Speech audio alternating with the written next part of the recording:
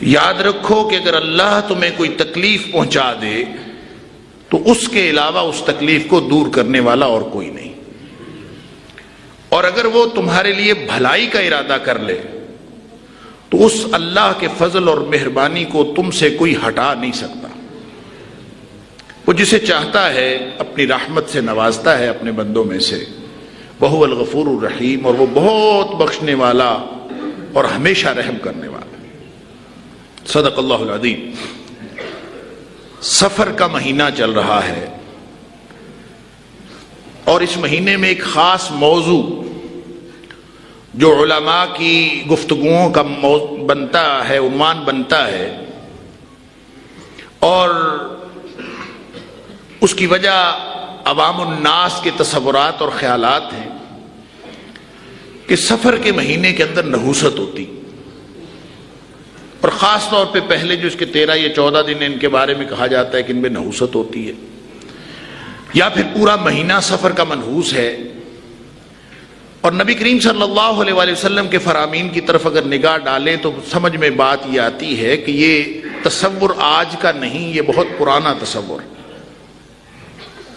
بلکہ دور جاہلیت میں یہ تصور موجود تھا کہ سفر کے مہینے کو اور خاص طور پہ اس کے جو ابتدائی چند ایام ہیں ان کو منحوس سمجھا جاتا۔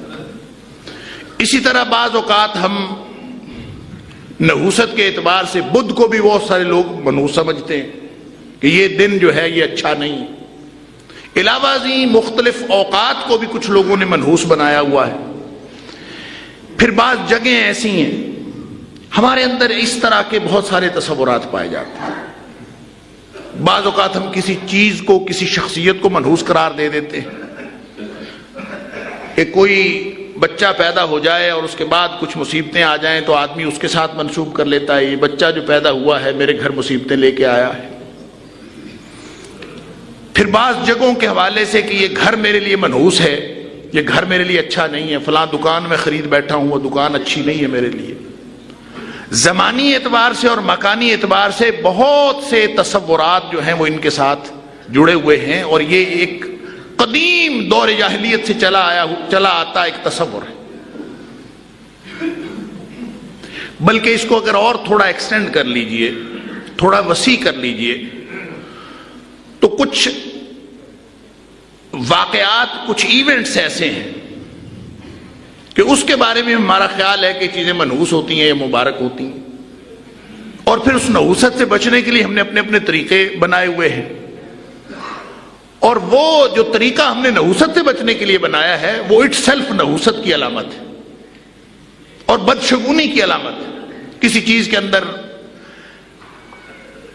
مثال کے طور پر ہم کہتے ہیں کہ وہ جو نظر بد سے بچنے کے لیے گھر کے اوپر ہنڈیا اگر الٹی رکھ دیں تو نظر بد سے انسان بچ سکتا ہے، گھر کو نظر بد نہیں لگتی۔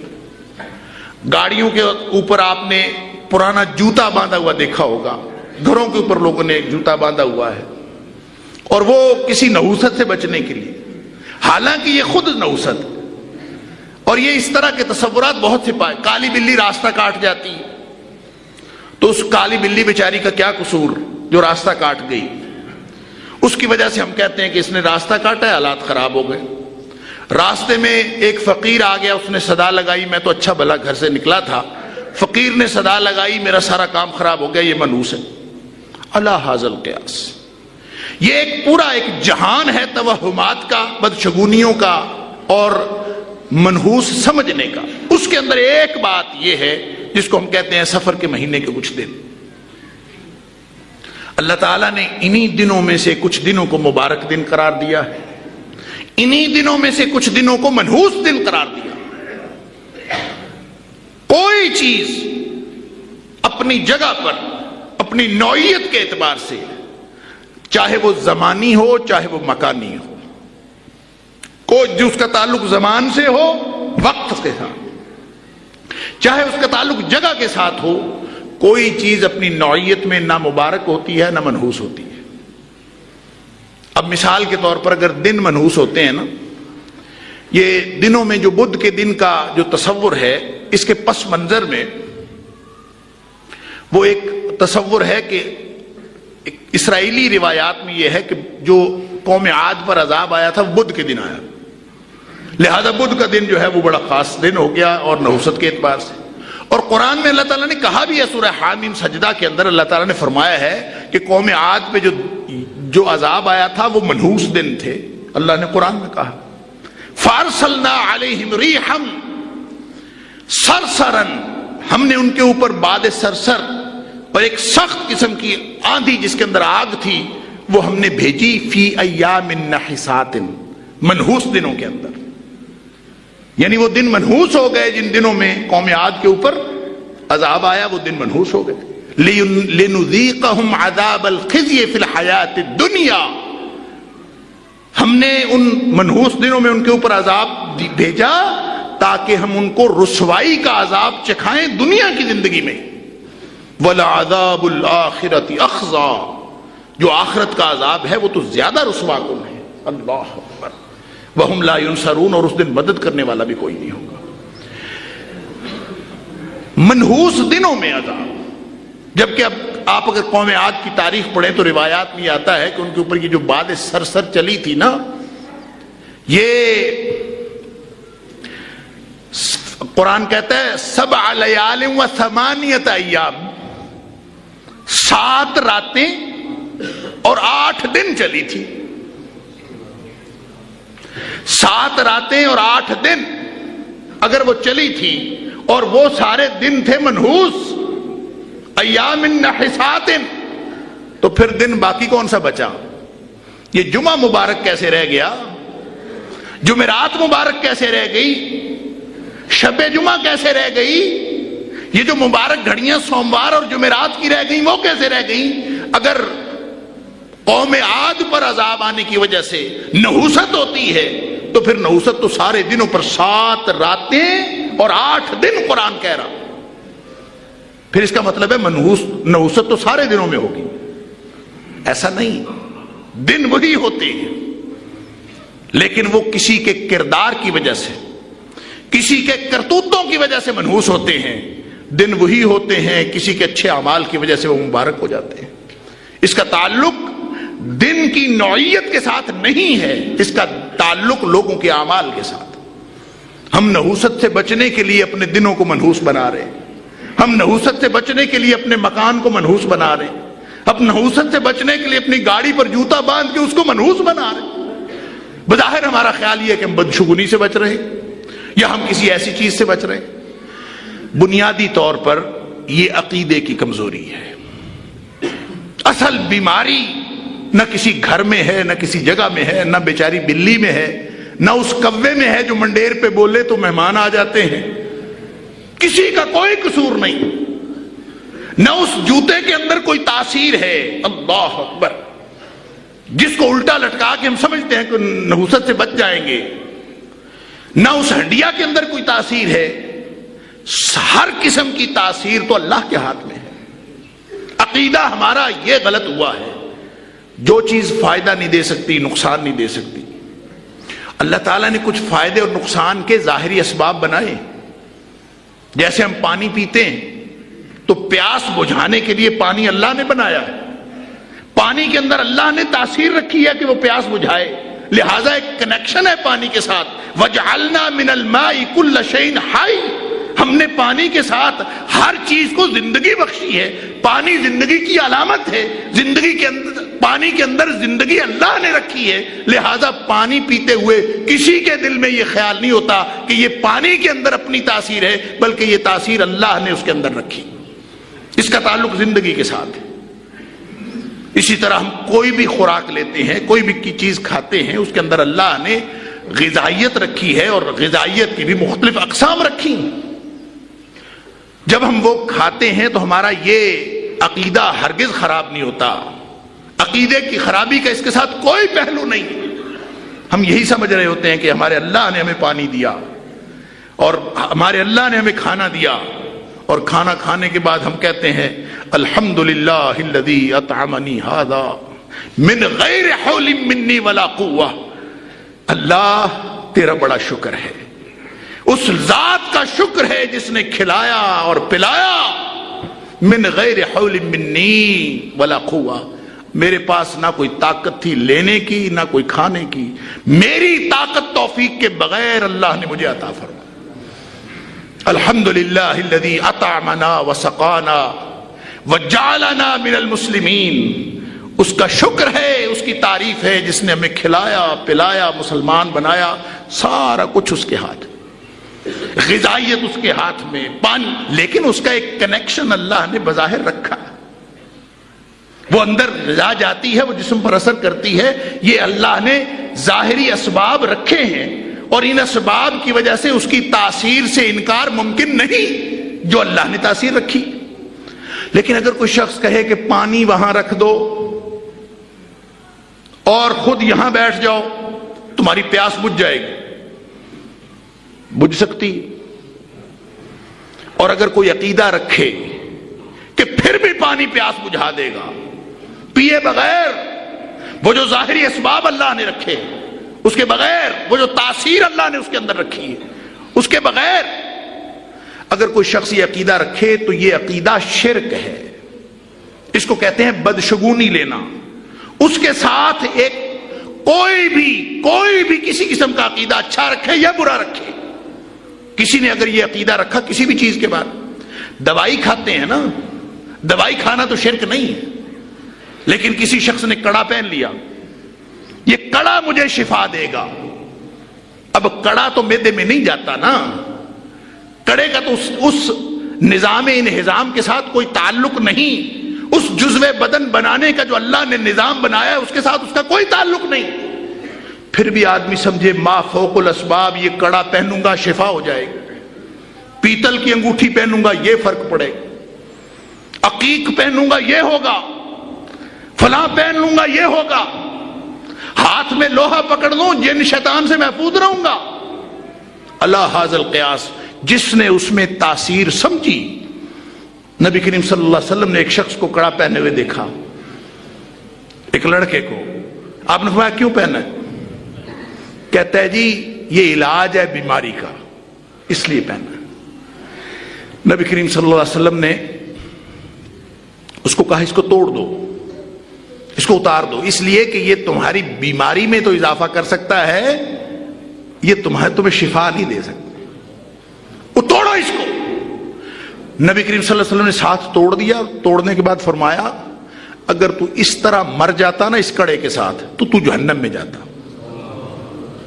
یہ شرک ہے، ایسے کسی چیز میں تاثیر سمجھنا، اچھی تاثیر یا بری تاثیر، وہ زمانی ہو یا مکانی ہو، جب اللہ نے اس میں تاثیر نہیں رکھی، جن چیزوں میں اللہ نے تاثیر رکھی ہے اللہ نے اس علم کے ذریعے بتا دیا، وَعَلَّمَ آدَمَ الْأَسْمَاءَ كُلَّهَا، اللہ نے اس علم کے ذریعے سارے لوگوں کو بتا دیا۔ لیبارٹری میں ریسرچ ہوتی ہے کہ یہ فلاں گولی کے اندر فلاں انگریڈینٹس ہیں، فلاں اجزاء پڑتے ہیں، ان اجزاء کے اندر اللہ نے تاثیر رکھی ہے، اس تاثیر کی وجہ سے نظام انہضام کے ساتھ وہ ملتی ہے، جسم کی قوت بنتی ہے اور جسم کے اندر جاتی ہے، وہ اثرات رکھتی ہے، یہ اللہ نے تاثیر رکھی ہے۔ کڑا اگر جاتا ہو معدے میں تو ہم اس کے بارے میں بھی یہ سوچ لیں، وہ تو نہیں جاتا، لہذا اس میں تاثیر جس نے سمجھی تو اللہ تعالیٰ فرماتے ہیں وَلَا تَدْعُ مِن دُونِ اللَّهِ مَا لَا يَنفُعُكَ وَلَا يَضُرُّكَ، جو چیز نہ فائدہ دے سکتی ہے نہ نقصان دے سکتی ہے، تمہارا دھیان اس طرف جاتا کیسے؟ اگر تمہارا دھیان اس طرف گیا فَإِن فَعَلْتَ، سمجھ لیجئے بات، اللہ تعالیٰ نے مسئلہ سمجھا دیا۔ سفر کا اور مہینہ سفر کا تو بہانہ بنا ہے، فرمایا فَإِن فَعَلْتَ، دیکھو اگر تم نے ایسی کوئی حرکت کی، کسی ایسی چیز کے بارے میں یہ سوچا کہ وہ فائدہ دے سکتی ہے یا نقصان دے سکتی ہے، اور درمیان میں اللہ کا کوئی کردار ہی نہیں، اللہ تعالیٰ نے اگر کوئی چیز رکھی ہو تو پھر تو ٹھیک ہے نا۔ آپ نے کوئی مثال کے طور پر وہ جو علم آدم الاسماء کلھا والا علم ہے نا، وہ تو نئی نئی تحقیقات آتی رہیں گی، ریموٹ کنٹرول شعائیں نکل سکتی ہیں، لیزر کے ذریعے سے آپریشن ہو سکتا ہے، جن چیزوں میں تاثیر اللہ نے رکھی انسان اس کو ایکسپلور کرتا رہے گا اور اس کو اپنے استعمال میں لاتا رہے گا، اس میں کوئی دوسری رائے نہیں اور اس میں کوئی حرج نہیں، لیکن کوئی کنیکشن ہو تو صحیح، کوئی شعاع نکلتی ہوئی، کوئی سائنسدان کوئی علم کا کوئی پہلو بتائے تو صحیح، لیکن کچھ بھی نہیں ہے. جوتے میں سے کون سی شعاع نکلتی ہے جو نحوست کو دور کرتی؟ ہنڈیا سے کیا ہوتا ہے جو ہم الٹی ڈال دیتے ہیں تو مکان نحوست سے بچ جاتا ہے؟ کوئی تعلق نہیں ان چیزوں کے ساتھ. فرمایا فَإِن فَعَلْتَ فَإِنَّكَ إِذًا مِّنَ الظَّالِمِينَ. اگر تم یہ کرو گے تو پھر تم ظالموں میں سے ہو جاؤ گے. اور ظلم کیا ہے؟ ان الشرک لظلم عظیم. ظلم ہے شرک. اگر تم یہ حرکتیں کرو گے نا، نہ اس چیز میں فائدہ نہ نقصان، نہ اس کا کوئی تعلق نہ کچھ، تو جناب یہ ہے جی، یہ درخت جو ہے یہ بڑا مبارک ہے. اس درخت کا کوئی ٹہنی اتار لے اور اس کو اپنے استعمال میں لے آئے تو بس اس کو فلاں فلاں فلاں فلاں فائدے ہو جاتے. وہ میں ایک دفعہ گیا ٹیکسلا، تو وہ وہاں پہ بت ہیں بہت سارے ٹیکسلا کھنڈرات میں. تو ایک جگہ پہ وہ آدمی کھڑا ہوا اپنے 10-10 20-20 روپے کی خاطر لوگوں کا عقیدہ خراب کر رہا ہے. کہتا ہے وہ جو مہاتما بدھ کے ننگے پیٹ والے مجسمے بنے ہوئے ہیں، کہتا ہے جو اس کی ناف کا جو سوراخ بنا ہوا ہے نا، اس میں آپ انگلی رکھ کے دعا کریں تو دعا قبول ہوتی ہے. اور ساری دنیا کو جو وزٹر آتا ہے اس کو کہتے ہیں یہ یہاں رکھ کے دعا کریں تو قبول ہوتی. وہ 7 لوگ وہاں رکھ کے دعائیں کر رہے ہیں اور 7 جناب دے رہے ہیں اس کو روپے، 10-10 روپے. میں نے اس سے پوچھا، میں نے کہا 10-10 روپے کی خاطر تم لوگوں کا ایمان خراب کر رہے ہو. تمہارا اپنا ایمان تو ہے ہی نہیں اور تم لوگوں کا ایمان خراب کر رہے ہو، عقیدہ خراب کر رہے ہو. کہ مہاتما اصل میں انسان جب گرتا ہے نا، گرتا ہے جب عقیدہ خراب ہوتا ہے، جب اللہ سے توکل ہٹتا ہے، تو پھر جس کے سامنے مرضی سجدہ کرو، پھر جس بت کے سامنے مرضی جھکو، جہاں سے مرضی تبرک حاصل کرو، جس کی برکت مرضی حاصل کرو، پھر کوئی فرق نہیں پڑتا. اذا فاتک الحیاء فاصنع ما شئت. ایک ذرا سا پردہ ہی تو تھا عقیدے کا، وہ اگر ختم ہو گیا، حیا ہی ختم ہو گئی. اللہ اکبر. نبی کریم صلی اللہ علیہ وسلم نے فرمایا استحیوا من اللہ حق الحیا. حیا کا تعلق اصل میں اللہ کے ساتھ ہے. اور کچھ اللہ سے شرم کرو، اس سے حیا کرو. حق الحیا، جس طرح اس سے حیا کرنے کا حق ہے اس طرح حیا کرو. صحابی کہتے ہیں اللہ کے رسول صلی اللہ علیہ وسلم، اللہ تو ہر وقت دیکھتا ہے، ہم اس سے چھپ ہی نہیں سکتے، ہم اس سے حیا کیسے کریں؟ کوئی جگہ ہے جہاں اللہ کے علم میں ہم نہ ہوں؟ تو اللہ سے حیا کرنے کا کیا مطلب ہے؟ نبی کریم صلی اللہ علیہ وآلہ وسلم نے فرمایا فَلْيَحْفَظِ الرَّأْسَ وَمَا وَعَا وَلْيَحْفَظِ الْبَطْنَ وَمَا هَوَا. دماغ کی سوچیں، پیٹ کی خواہشیں بھی، سب کچھ اگر اللہ کے حکم کے تابع ہو جائے تو اس کا مطلب ہوگا فَقَدْ اسْتَحْيَا مِنَ اللَّهِ حَقَّ الْحَيَاءِ. جس نے اللہ سے حیا کرنا ہے اس کو چاہیے کہ سوچوں پر بھی کنٹرول حاصل کرے، اپنی خواہشوں پر بھی کنٹرول حاصل کرے. وَمَنْ فَعَلَ ذَلِكَ، جس نے یہ کر لیا فَقَدْ اسْتَحْيَا مِنَ اللَّهِ حَقَّ الْحَيَاءِ، وہ ہے جس نے اللہ سے حیا کی. ہماری سوچیں بھی اللہ کی مرضی کے مطابق ہوں، ہمارے تصورات اللہ کی مرضی کے مطابق ہوں، ہمارا عقیدہ اللہ کی مرضی کے مطابق ہو، ہماری تمنائیں اور آرزویں اللہ کی مرضی کے مطابق ہوں. اور ہم ان نحوستوں میں پڑے ہوئے ہیں، ان تبرکات میں پڑے ہوئے ہیں. کبھی بت ہمیں تبرک دے رہا ہوتا ہے، کبھی جوتا ہمیں نحوست سے بچا رہا ہوتا ہے. اور پھر سفر کا مہینہ، اللہ، عقیدہ عقیدہ، اصل بات عقیدے کی. ابن عباس رضی اللہ تعالیٰ عنہ چھوٹے سے تھے. ابھی اگلی آیت کا ترجمہ میں نے عرض کیا ہے وَإِن يَمْسَسْكَ اللَّهُ بِضُرٍّ فَلَا كَاشِفَ لَهُ إِلَّا هُوَ. اگر تکلیف اللہ نے دی ہے تو دنیا میں کوئی شفا کیسے دے گا؟ وہی ہٹائے گا تو ہٹے گی. انبیاء کا جو عقیدہ ہے نا وہ یہ ہے، حالانکہ بیماری بھی وہ دیتا ہے، شفا بھی وہ دیتا ہے. تو ابراہیم علیہ السلام فرماتے ہیں وَإِذَا مَرِضْتُ فَهُوَ يَشْفِينِ.